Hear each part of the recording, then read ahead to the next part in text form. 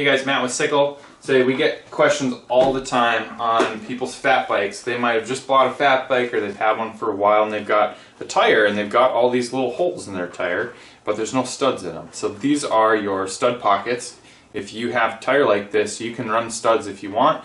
A lot of bikes, when you buy them off the show floor, won't have studded tires on them. They'll have a studdable option. So if you don't want to go and buy an entirely new set of studded tires, what you can do is stud the ones you have. So there's a couple different things you can do.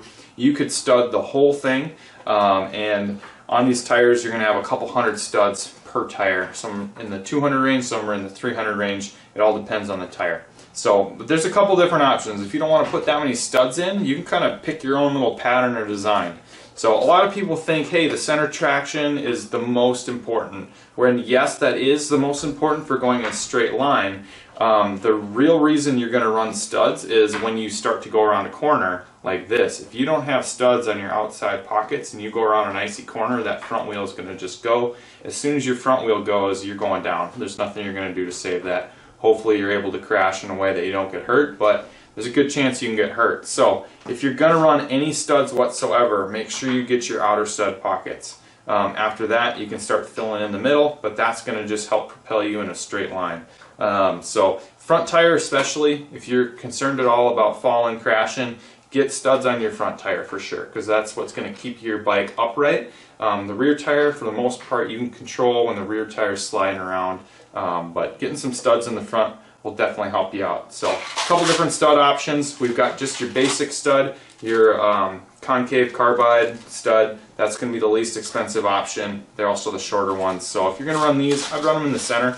Otherwise, you can get the XL concave carbides. These are the big dogs from 45 North. For sure, if you're going to run your outside pockets, this is a really good option to run on the outside, just to get you that little bit of extra bite on that. And then you also need, if you're going to run your own studs, one of these stud tools. So they are pretty easy to get in.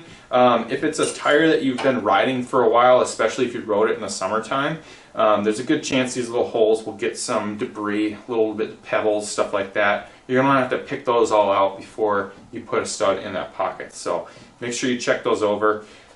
For a lot of people, I know it's expensive, but it is also, especially if you ride your bike more than just in the winter time, it's sometimes handy to just have a separate set of tires, because it's a piece of cake usually to throw these on. Definitely they're expensive, but the ability to just throw on a fully studded set of tires, if you don't have a lot of time in your hands, studding your tires is going to take a lot of time. But we've got these all in stock, all sorts of different pre-studded options. We do have some studdable tires in stock as well if you want to try out putting in your own studs. But lots of studded tires. I want to make sure you guys are safe out there, so especially once we start getting into those really cold, stuff gets icy, once it gets really packed, and if we don't get snow for a little while, definitely be careful of icy spots out there. So a studded tire, that'll keep you safe, help you have a lot more fun out on the trails. See you guys later.